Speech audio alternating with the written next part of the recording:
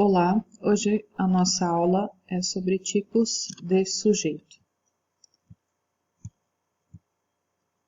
Primeiramente, nós vamos retomar o conceito de sujeito, que é o ser de quem se declara algo, ou termo a quem o predicado se refere. Os estudantes desenhavam despreocupados. Lembrando que o passo inicial é identificar o verbo e assim fazer a pergunta para ele, e a resposta então constitui-se no sujeito. Então, no caso, os estudantes desenhavam despreocupados. Então, o verbo é desenhavam. Quem desenhava despreocupado? Os estudantes. Então, a parte que corresponde à resposta é o sujeito. O núcleo do sujeito é a palavra principal do sujeito. Paula é uma ótima atriz. Então, seguindo o mesmo conceito, identificando então o verbo que é o é. Quem é uma ótima atriz? Paula. Como aqui eu tenho uma única palavra que corresponde ao sujeito, ela também corresponde ao núcleo. A luta em defesa do meio ambiente é necessária e fundamental. O verbo é o é. Então, o que é necessário e fundamental? A luta em defesa do meio ambiente. E eu tenho aqui uma palavra que é a mais importante deste núcleo, que é luta. Então, ela constitui-se como o núcleo do sujeito. Os garotos estudiosos fizeram o trabalho ontem. Quem fez o trabalho ontem, ou quem fizeram o trabalho ontem? Os garotos estudiosos, que é então o sujeito. E nós temos um termo que é o mais importante, que neste caso é garotos. O predicado também é tudo o que se declara a respeito do sujeito. Vários artistas famosos estavam presentes no evento. Então, podemos seguir a mesma lógica que nós usávamos quando identificamos o sujeito das orações. Então, neste caso aqui, estavam é o verbo, quem estavam presentes no evento?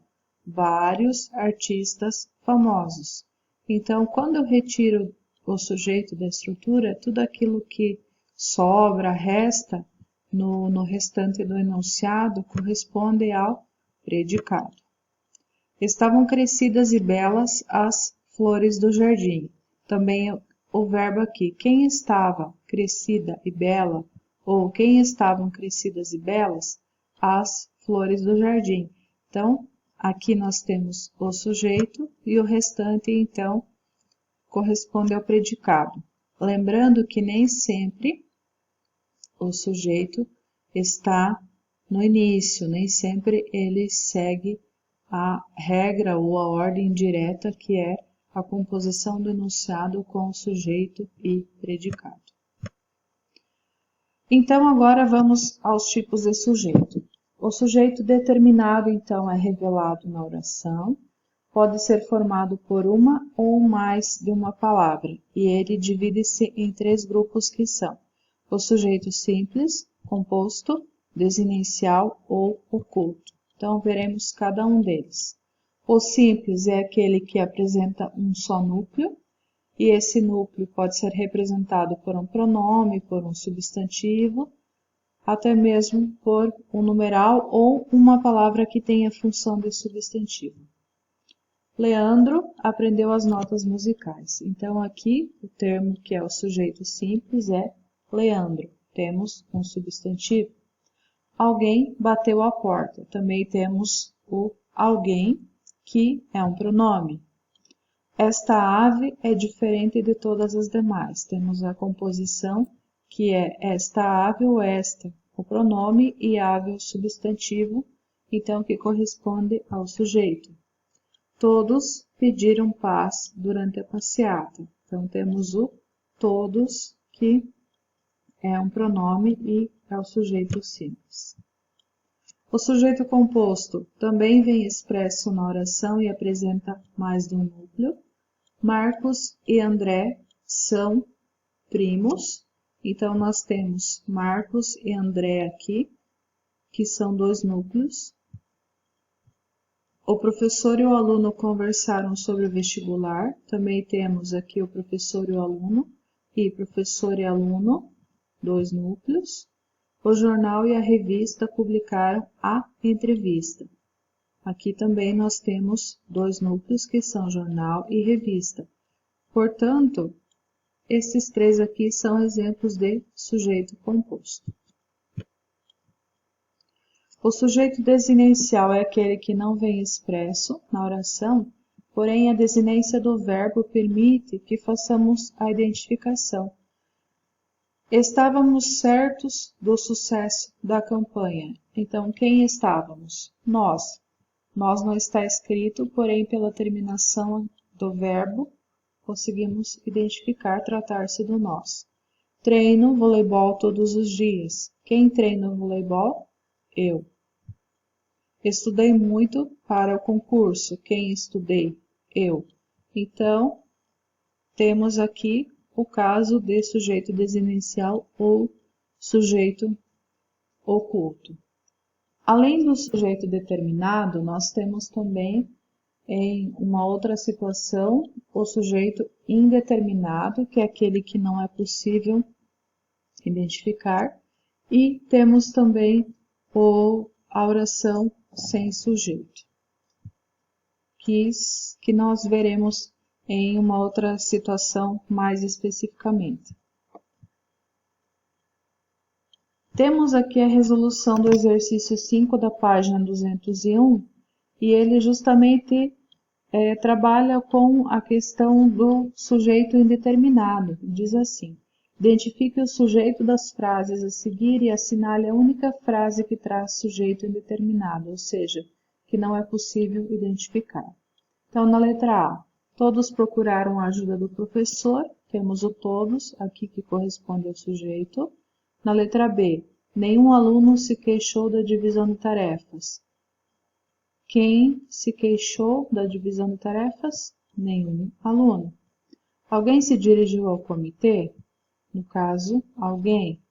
Já conversaram com o diretor? Na letra D. E a letra E. Tínhamos certeza do bom resultado do projeto. Aqui nós também temos um sujeito que é desinencial. Na A, o sujeito está expresso, na B também, na C também, e na letra E também, sendo desinencial. Então, a única que não possui, então, um sujeito que é identificável é a letra D.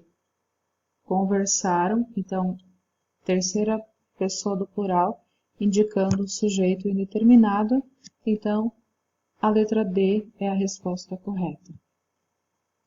O exercício 6 da página 202 pede que seja feita a identificação e a classificação do sujeito das seguintes orações.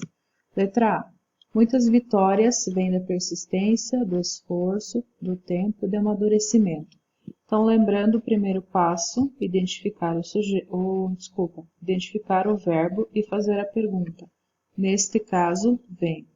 O que vem da persistência, do esforço, do tempo de amadurecimento? Muitas vitórias. Então, aqui nós temos o sujeito que é muitas vitórias e, então, é o sujeito determinado simples. Na letra B, você é multitarefa? Verbo é. Quem é multitarefa? Você. Então, você é o sujeito que é determinado simples.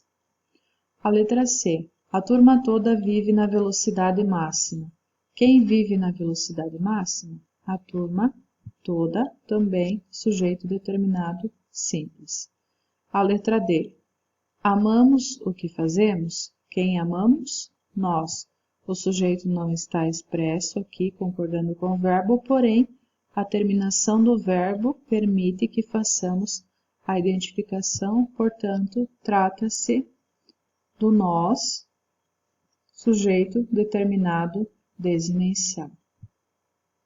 E, para dar sequência ao estudo desse tema tem as atividades 1 e 2 da página 198 e 199, 3 e 4, página 201, 7 da página 202. Bom estudo e até a próxima aula.